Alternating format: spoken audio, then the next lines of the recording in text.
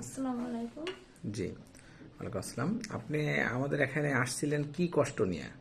Sir, আমার প্রচন্ড আকারে যন্ত্রণা ছিল, মানে মলদ্বারে জ্বালা যন্ত্রণা, কোনো কিছুতে সারতো না। আমি এর আগে 5-6টা ডাক্তার দেখাইছি, কিন্তু কোথাও থেকে আমার এই যন্ত্রণা কেউ সেরে দিতে পারেনি।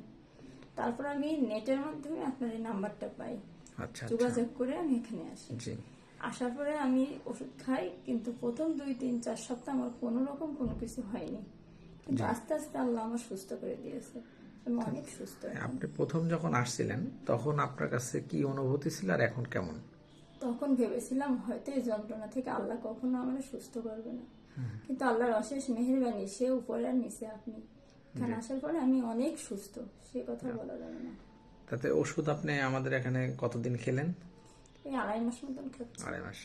তাতে এখন কেমন আর আগে কেমন? স্যার, এখন আমি স্বাভাবিক স্যার।